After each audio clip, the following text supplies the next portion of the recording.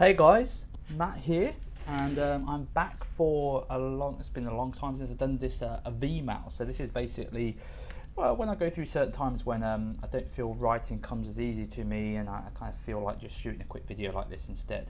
And today's one of those days. So I want to talk to you about what I'm calling the most misunderstood facet of dieting, which is this idea that it's all about the calories. It's all about the food that we eat. Okay, and that's the reason. So it's this idea that it's all about the food that we eat that where the weight gain occurs. Now, why is that a flawed concept? And so firstly, if it wasn't a flawed concept, if it was completely perfect and spot on, you know, all the diets that are all revolved around calorie counting, points, these point systems, you know, that they are all designed around the calorie, by the way, in case you didn't know that. The IIFYM, which is if it fits your macros, those types of dieting methods as well, they're all revolved around the idea that it's all about the calorie. And what we do know about all these diets is short term it 100% is, because all of these diets basically are using the same theme, which is restriction. Okay, and I've said, you've heard me say, a lot of people that follow me, and you know, time and time again, I can put you on the Mars bar diet, and if there's a calorie restriction due to thermodynamics, you will lose weight for a certain amount of time. Now, here comes the problem, and I'm sure there's lots of people watching this that have experienced this. You know, you follow that diet, you follow the point systems, and then what happens after 2 months or a few weeks sometimes, or 6 months, the weight starts to creep back on. So let's just digress back. What is causing the weight gain? Okay, because most people think it's the calorie. No, it's the causation is is your hormones, how your hormones are working within the body. So, you know, sure, there's a massive hormone effect from the calories that we put into our body, massive, and that's really the point here. That's if you take nothing from this video, it's just to kind of understand that it's not the calories that you're putting into your body that ultimately is causing the weight gain. It's the hormonal effect of those calories. So just a bit like when you fuel your car, the fuel isn't actually driving your car. Your car isn't moving until you actually put your foot on that accelerator, and how that car performs is only going to be according to what type of car you've got. Right, so if you've got a big engine, if you've got if it's been well serviced and looked after, the performance is going to be so much higher. So the actual fuel is a vehicle to the end result, and that's the same as calories.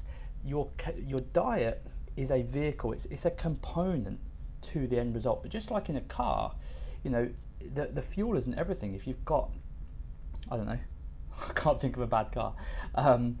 My car's not the best, but if you've got an old car, like an old banger from the 80s, you know, compared to a new super duper car that's running really well, and it's been serviced regularly, it's going to perform really well. The fuel that you put into that isn't going to make a hell of a difference, is it? It's going to be the actual car. So what am I trying to say?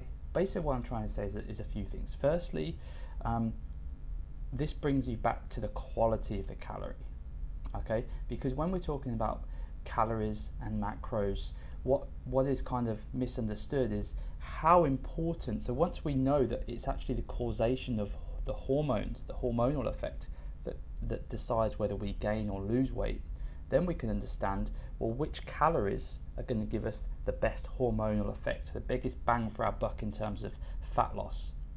Okay, so there's lots of studies that have been done. The one that I recently heard about is they took people on 2 different diets. So one group were just having eggs for breakfast in the morning, and the other group were having a muffin. Okay, same amount of calories. And I can't remember the figures, but they had this group on this same diet for breakfast, and the group on the egg-based breakfast just absolutely smashed the group on the muffin-based breakfast in terms of inch loss around their waist. I think it was something crazy like 60% BMI reduction. Just completely blew them out of the water. Now, was it because the breakfast was so much better? No, That's the important thing.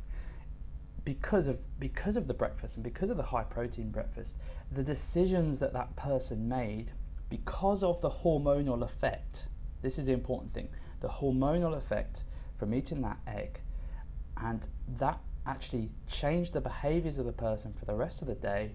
And guess what? Yeah, they made much better decisions. They ate more nutrient dense foods. One of the things that we know when we're eating high protein rather than a muffin breakfast is we're not going to spike those insulin levels and those blood sugar levels first thing in the morning. And as you may know, if you do that and you think that you're really healthy and you're having porridge with berries and banana and all the things that are kind of healthy, but we're spiking that blood sugar levels, you're going to be really releasing a lot of insulin into the body, which, as we know, is a storage hormone for gaining weight. So what also happens is, obviously, we're going to get a hit of energy when we get lots of sugar into the body. So when that sugar drops down around mid-morning, okay, this is where that mid-morning crash happens, and you crave, whether it's a biscuit or some sweets or some sugar. So it's the hormonal. It comes back to this. It's the hormonal effect that is actually changing our satiety. So satiety being how full we are. So depending on the macronutrient that you're eating, whether it's carbs, proteins, or fats, that's gonna dictate how hungry you are for how long after. Okay, so we need to get away from this idea that the calorie is the problem. The calorie is actually causing us to gain weight. No, it's the quality and the effect of that on your hormones and what your hormones are doing. And then, because once you really understand how important your hormone function is, then we can go deep into understanding, like I said earlier, which hormones that we need to be functioning well. So, for instance, it's one of the reasons why bodybuilders who completely go against the grain in what a lot of people think is effective fat loss, a lot of bodybuilders I know that don't do hardly any cardiovascular exercise. Whereas you walk into any gym and you see all the people trying to lose weight, and they're all on the cross trainers and they're all on the treadmills, because they think that it's all about burning the calories. But what these bodybuilders know, who have probably, some of these bodybuilders have the lowest body fat percentages in the world, they know about the metabolic effect. They know about how their hormones work, and they know that one of the ways that their hormones work, if they have a higher percentage of muscle mass, okay, firstly their testosterone is going to be higher. That's one of the key players. That's one of the key hormones that we want, men and women, in terms of burning body fat. Okay, generally when testosterone is higher, things like cortisol is lower. Cortisol is a stress hormone, which is very detrimental to muscle, and actually can slow down the digestive system, can really affect how your body's ability to actually break down foods, which obviously is not a good thing. No matter how healthy your diet is, if your body is struggling to break down foods properly, then you're going to gain weight, because your body's going to have to find room for that excess calories, if you like. So there are, and sure, this opens a can of worms, because it gets kind of complicated, and I understand that. But here's the thing, this is why it's worth understanding and taking more of a holistic approach. This is why I changed my business name to Lifestyle Performance, because I truly believe that we need to be taking more of a holistic approach, looking at all facets of our health. Because when we're looking at our stress levels and really thinking about, well, how, might not be thinking that you are particularly stressed as a person, but are you sleeping well? Okay. Are you waking up energized, or does it take you 2 or 3 hours and 3 coffees to get going? Well, if you're not doing that, then the chances are that even if you don't feel stressed, your body is in a stressed state because it's not getting adequate recovery. So that's just one example. What I'm really talking about is taking an overall hormonal approach to health. And sure, the diet is a massive part of that. Eating diets rich in micronutrients.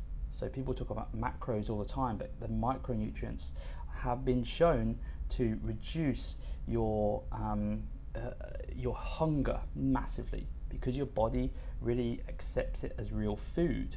Okay, when we're having processed foods, your body is constantly craving for the good stuff. It's constantly craving for more vitamin D, more magnesium, whatever it is, okay, more calcium, okay, but instead of giving it the stuff that it really needs, what a lot of people do is they just overeat on more processed foods, and so the body's just continually craving the food that it really needs, the nutrients that it really needs. And what happens when you actually start feeding it the nutrients, and all LPT clients who have kind of gone down this route can definitely put their hands up and agree to, is actually your cravings start to go down. You don't feel as hungry. When we start to eat a higher, what we call nutrient dense diet, you don't feel as hungry. Your hormones start to kind of sort themselves out, and we feel much better. Weight loss starts to come off, and we don't have this yo-yo effect. Okay, so there you go, little female, little ramble today. You know, I hope that's helped. Hope that's changed maybe your idea on what's causing weight gain, and it's not all about the actual calorie. The diet or calorie itself isn't causing you to gain weight. The causation starts with the hormonal system, which, by the way, can start up here, okay, from our nervous system. Won't go down that rabbit hole now because that'll just confuse you more. Have a good day.